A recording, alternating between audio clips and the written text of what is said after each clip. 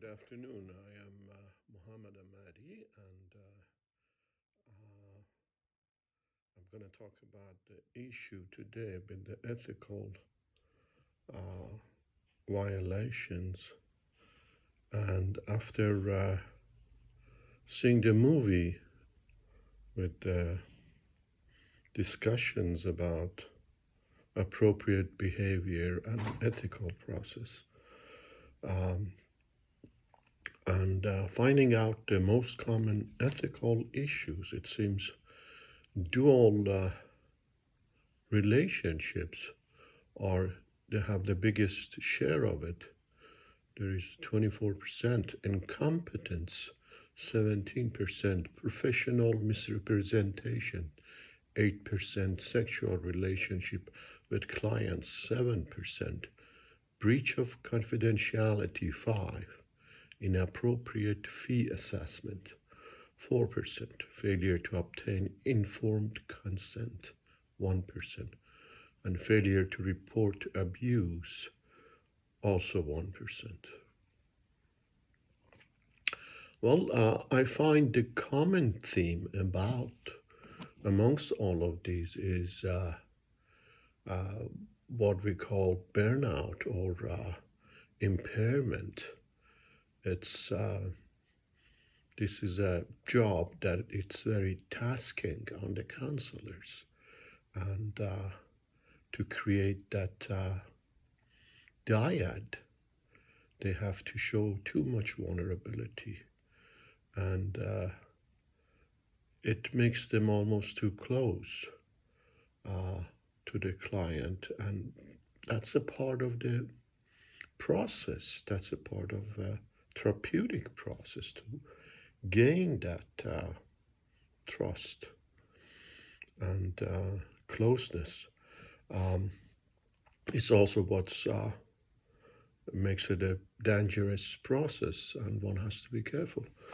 And I personally think lack of knowledge of one's own um, incapacities and vulnerabilities, and not knowing your shadows and what you have to be careful about has a lot to do with it. And of course, the other part is the impairment and burnout that comes from holding too much for your clients, and also the fact that there is no recip- recip- there is no respiratory process in the middle in the process, and it's a matter of give and not take, and that could be quite burdensome.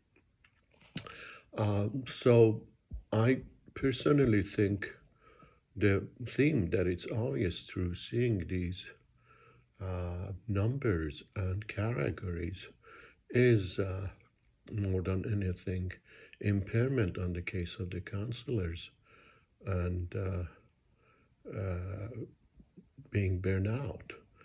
Um, what ACA says about this, um, the matter of burnout and impairment, ACA C2G impairment. Counselors monitor themselves for signs of impairment from their own physical, mental, or emotional problems, and refrain from offering or providing professional services when impaired. They seek assistance for problems that reach the level of professional impairment. And if necessary, they limit, suspend, or terminate their professional responsibilities until it's determined that they may safely resume their work. Counselors assist colleagues or supervisors in recognizing their own professional impairment and provide consultation and assistance when warranted with colleagues or supervisors showing signs of impairment and intervene as appropriate to prevent imminent harm to clients. So, what is most important? Where your fiduciary duties are, where it's ethical for you is to think about your client and the fact that one of the first codes is do no harm, non-maleficence. And you have to be careful of that. So the minute the counselor feels that they're not in control, they should seek more than anything consultants. They should seek supervisory. They should seek help because we are all human.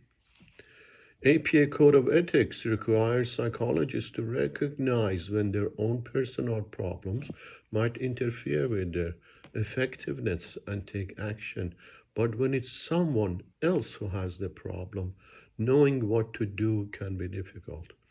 Also, APA relies on the fact that as counselors, we are colleagues, we are aware of each other, we work in same agencies, or we know each other.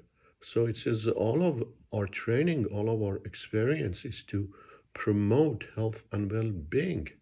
And that should begin in our own community of psychologists. It's absolutely should be an ethical responsibility that we take on as psychologists to be the supportive community to our colleagues in distress.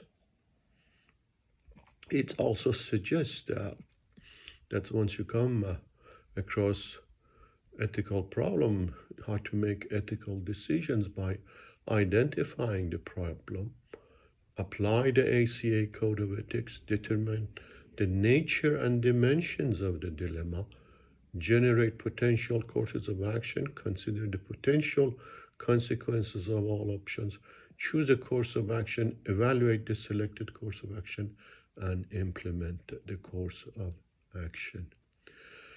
The case that I came across and chose is quite extraordinary because this counselor has been able to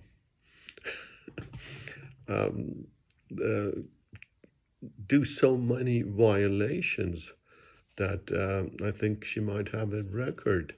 The case is State of Carolina versus Robin Anderson, LPC, and with the disciplinary action. This case coming onto the heard and being heard before the North Carolina Board of Licensed Professional Counselors, and it's meeting on May 24, 2013, pursuant to a charge letter issued by the board on the April 17, 2013. Respondent has stipulated to certain facts to the entry of a consent order. So in a way, the counselor has become wise to know that she better ask for mercy, and what she has done, I read some of it for you. The respondent engaged in the following conduct. She did not maintain required service documentation for services provided and billed. Numerous records did not contain evidence of informed consent. Respondent's email account. She got through all different violations from confidentiality to privacy, and respondent's email account, with which she at times communicated with clients, was accessible to respondent's family members. Respondent was unaware of the ethical requirements regarding electronic communications, allowed family members to access her confidential user identification and password to bill for respondents' services with the local management entity without informed consent of the client. And again, she has most of her problems are with her recording and how to balance them. Also, including an appointment calendar with client, respondent's client records, including an appointment calendar with client's name, and empty binders with clients' names were kept in a locked bathroom cabinet, accessible to anyone in the waiting room.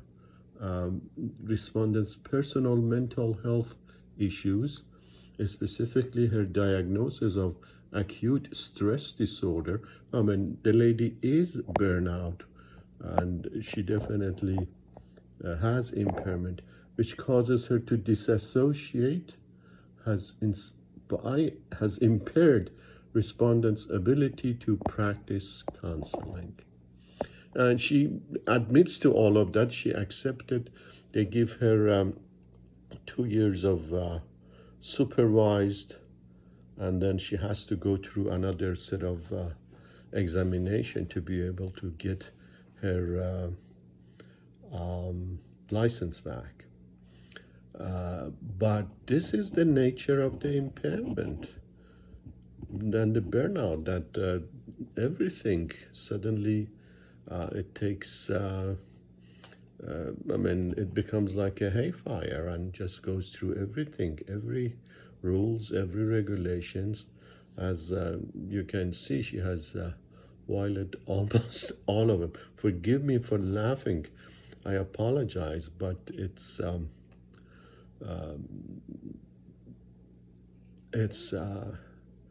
again goes back to the fact of human frailty and how uh, the nature of this job. There is such a paradox about it. The nature of this job, the fact that you have to be vulnerable and keep your distance, and the pressure, the stress that it puts on the counselors, it's amazing.